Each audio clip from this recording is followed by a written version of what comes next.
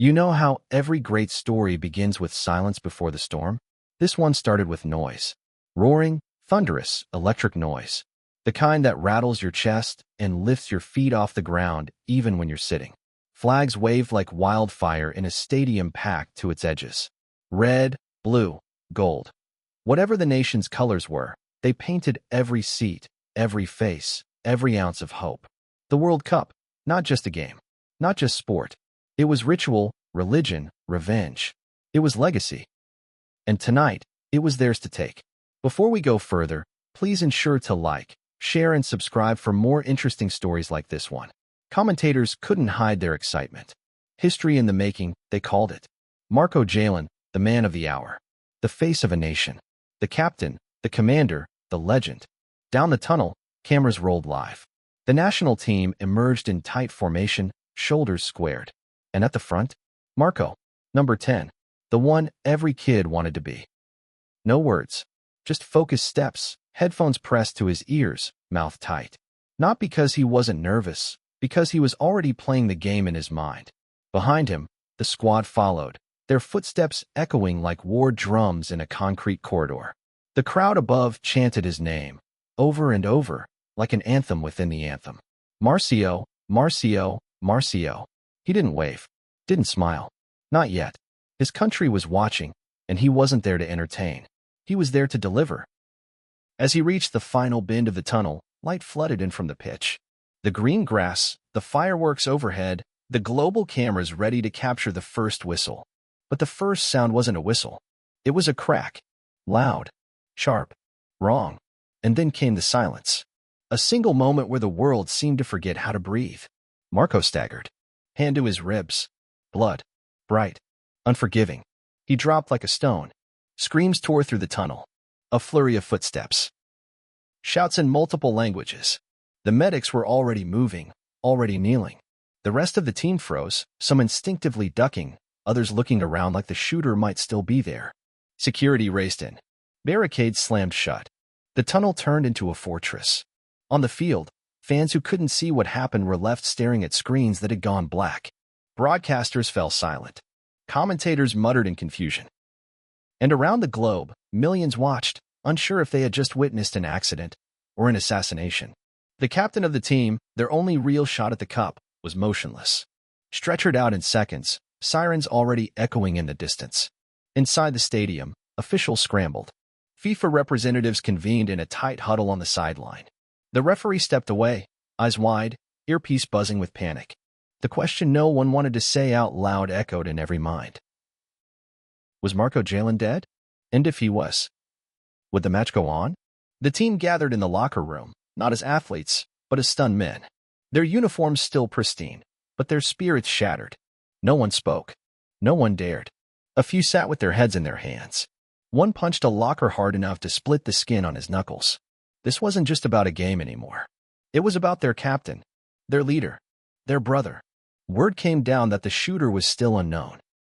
Possibly a political message, or a deranged gambler, maybe even a grudge from an old match. None of it mattered right now. The field outside sat empty. Millions of viewers left watching an overhead camera panning across the pitch, unsure of what they were waiting for. The anthem hadn't played. The players hadn't emerged. The Country World Cup had not begun. And maybe, just maybe, it never would. Because how do you continue when the very heart of your team has been torn out? Yet in the chaos, in the roaring silence, something else began to stir, not on the field, not in the locker room, but far, far away from the headlines. In a corridor near the VIP lounge, a waitress carrying a tray of half-filled champagne glasses stared at the same muted broadcast as the rest of the world.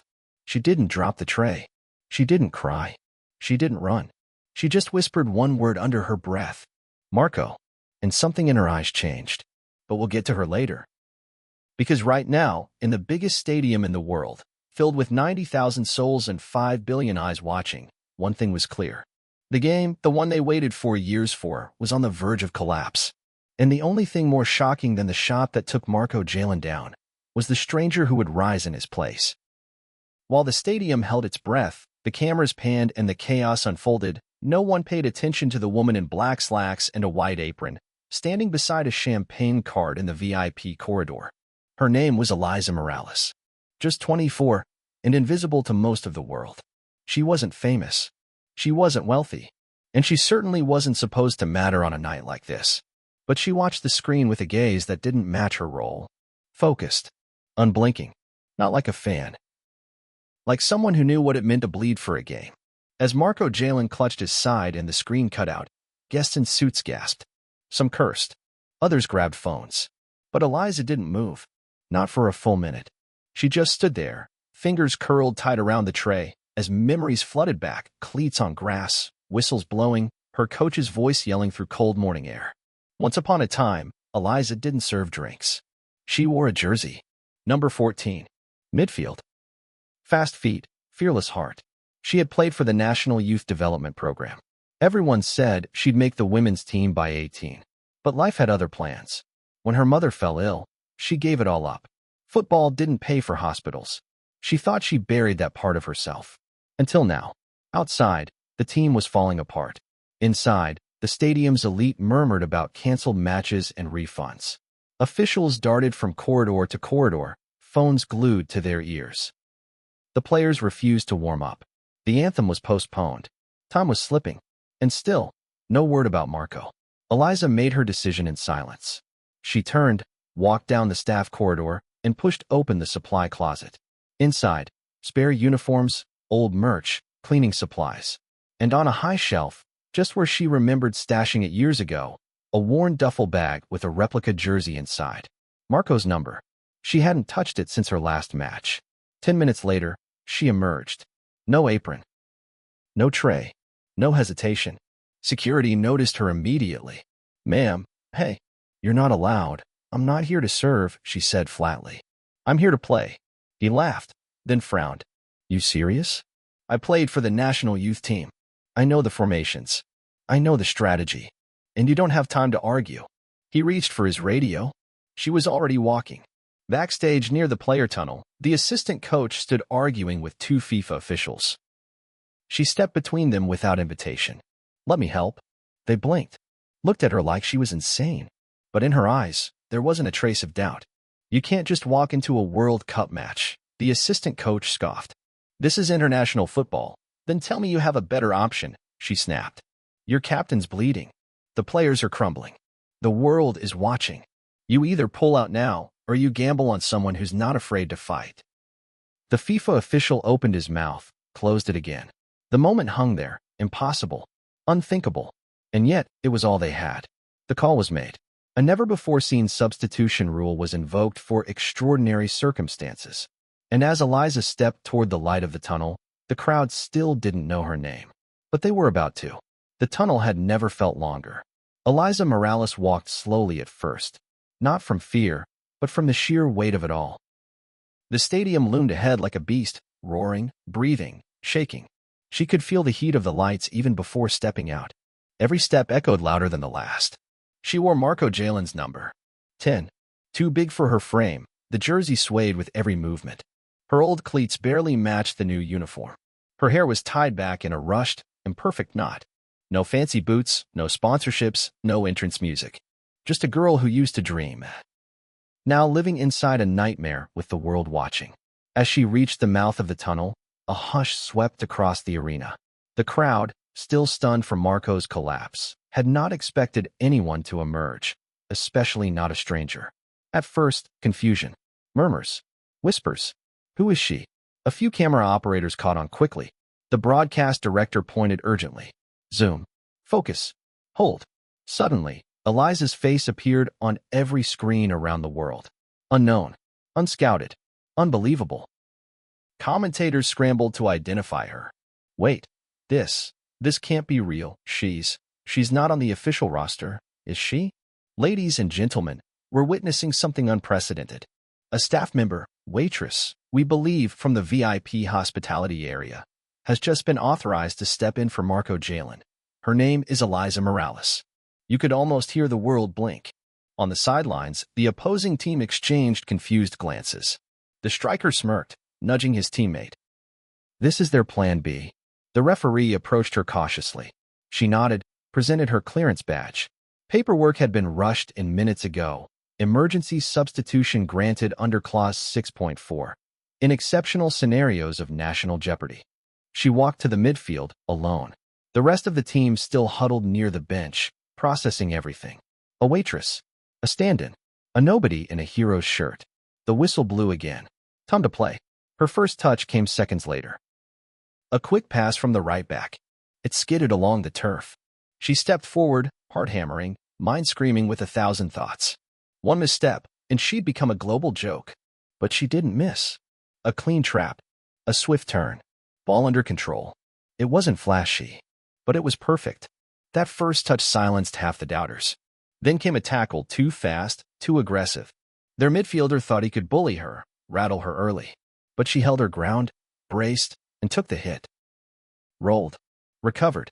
Back on her feet in 2 seconds. Now the crowd leaned in. Not laughing. Not mocking. Curious. She moved into space. Called for the ball again. Passed. Positioned herself like she had been part of this squad for years. By the 10th minute, she had already made 4 clean passes and won a corner. Her presence stabilized the midfield. Her control slowed down the panicked energy of the team. The players began to glance her way, not out of pity, but respect. Then came the 22nd minute. The opposing defender lost control at the halfway line. Eliza saw the opening before anyone else did. She darted forward, picked up the loose ball, and with 3 graceful strides, launched it down the left wing. The crowd rose as their forward received it, took it into the box, and curled a stunning shot into the top corner. Goal. Eliza's assist. And in that single moment, the world exploded. Commentators screamed. Fans leapt. On social media, the hashtag #Eliza10 went viral in under 60 seconds. People didn't care where she came from anymore. They cared what she was doing. On the bench, the coach looked stunned. The assistant muttered, "She just saved us." The players began to rally around her. High fives. Claps on the back. She wasn't just a substitute anymore, she was one of them. By halftime, the scoreboard read 1-1. The impossible had been done. And Eliza Morales, waitress turned wild card, walked off the field with a fire in her eyes. She had stepped into another man's jersey. But now, the name on it was starting to mean something else entirely. The locker room didn't feel like a locker room anymore. It felt like a war bunker. Breath shallow, bodies tense, time ticking louder than ever. The players sat slumped on benches, jerseys soaked, minds still reeling from the whirlwind of a first half no one had prepared for. No playbook had accounted for this. No coach had ever drawn up a strategy that involved a waitress saving the national team. And yet, here they were. Eliza Morales sat at the far end, her legs trembling slightly, though she refused to show it. She had just delivered a perfect assist. She had proven she could play, but proving it once wasn't enough. Not when every eye in the world was still watching, waiting for her to crack. The coach didn't yell. He didn't need to. He just looked at her. "Why'd you do it?" he asked. She didn't hesitate. "Because you needed someone who didn't care about being afraid." Silence. Then a slow nod. One of the defenders tossed her a towel. "You run better than half the guys we've had all season." The tension broke. A few chuckles. A shoulder bump. The team, which had been unraveling just hours earlier, was slowly stitching itself back together, threaded by a stranger they hadn't even known that morning. She walked to the tactics board. Nobody asked her to, but she started drawing. "She's coaching now," someone muttered, half joking. "Let her speak," said the captain's understudy, still icing his ankle. "She's earned it." And speak she did. She remembered the plays from youth camp, remembered the patterns they'd been trained on. The left back liked to cut in too early, she pointed it out. The winger needed space to build rhythm. She drew it up. She wasn't just filling in. She was leading. And when they returned to the pitch for the second half, something had shifted. Not just in the scoreline, but in the spirit of the team. The opposing side noticed it too. No more smirks. No more dismissive shrugs. They marked Eliza now. Tight. Physical. Their midfielder shoved her early, clipped her ankle on a run. She didn't flinch. Didn't fall. She got up. Kept going. By the 55th minute, the score was still tied. The pace was brutal. Sweat poured. Legs burned. And Eliza? She was playing like she'd been born for this. She wasn't the fastest. Or the strongest. But she saw the field like a chessboard. 3 moves ahead. Always anticipating. She intercepted passes. Won tackles. Passed clean. Precise. Like an artist. Then came the 70th minute. Corner kick. The crowd rose to its feet. Eliza jogged toward the box. The defender marking her laughed. "You're 5'5". You really think you're going to win this in the air?" She said nothing. The ball flew in. High, curling, dipping late. Eliza cut through the line like a blade. She didn't jump early. She waited, timed it, and then she leapt. Head met ball. Net rippled. Goal. For a heartbeat, there was silence. And then the stadium erupted. 2-1. Eliza. She dropped to her knees, fist clenched, eyes wide. The team mobbed her, screaming, laughing, crying. The camera caught her face perfectly, sweat and grass and disbelief. But when the reporter asked her later what she felt in that moment, she said only this: it wasn't for the fame. It was for the flag. As the match ticked down to its final minutes, the opposition attacked hard. Furious. Desperate. Eliza dropped deep, defending now, intercepting passes, sliding to clear. One last chance came in injury time. A curling free kick toward the far post. She was there. She didn't hesitate. She threw herself into the air, blocked it with her chest, collapsed on the turf. The final whistle blew. They had done it. Eliza didn't stand right away. She stayed on the ground, staring up at the lights, blinking, breathing. Because sometimes, dreams don't end when you wake up. Sometimes, they begin. The final whistle wasn't just the end of a match. It was the release of everything: fear, disbelief, rage, awe. The stadium didn't erupt so much as it exploded. Wave after wave of cheers washing over the field as fans jumped from their seats, strangers hugging strangers, flags flung in the air like confetti. And at the center of it all, Eliza Morales, still on the ground, curled slightly, not from pain, but from something far deeper. A silence inside her that had waited years to speak. The team didn't leave her there. They lifted her, not just with hands, but with reverence. On their shoulders, she rose above the pitch, mud-streaked, breathless, stunned. The scoreboard behind her glowed like a crown, 2-1. Victory. The media swarmed. Microphones extended. Cameras flashed. One question echoed through all the noise. Who is she? They found out quickly. Within hours, every major news outlet in the world had her name plastered across headlines. The waitress who saved the cup. From tray to triumph. Eliza Morales, the sub nobody saw coming. Clips of her header replayed on a loop. Her story was told and retold, from talk shows to primetime specials. Her photo trended on every platform. But what people couldn't stop talking about wasn't her goal. It was her grit, her calm under fire, her heart. In a press conference that evening, the team's interim captain said it best: "Marco was our soul. But when he fell, Eliza became our fire." She didn't step in. She stood up. And what of Marco Jalen? The world waited with bated breath for an update. By morning, it came. He had survived. The bullet had missed his lungs by centimeters. He was stable, recovering. His first statement wasn't about himself. It was about her. Eliza Morales carried something heavier than the game. She carried our hope. She honored the jersey like it was stitched to her skin. She didn't replace me. She reminded us why we play. And the shooter? Arrested within hours. A disgruntled gambler, deep in debt, obsessed with odds and outcomes. His goal had been sabotage for the sake of a bet that cost him everything. But that part of the story faded quickly. The world didn't care about villains. They were too busy celebrating a hero. Days later, the president held a national address. Eliza was invited to stand beside him, nervous, modest, the same woman who'd once swept crumbs off plates in a luxury suite. He awarded her the National Medal of Honor. Not just for bravery, but for unity. In one moment, he said, she reminded us all that greatness doesn't always wear the right badge or title. Sometimes, greatness wears an apron and keeps going when no one else will. Sponsors flooded in. Brands offered contracts. Documentaries were pitched. Biopics. Book deals. But Eliza disappeared. Not into fame. Not into luxury. Back into her quiet life. Weeks later, a tourist walked into a small cafe near the capital's edge and saw her. Wearing the apron again. Smiling as she took an order.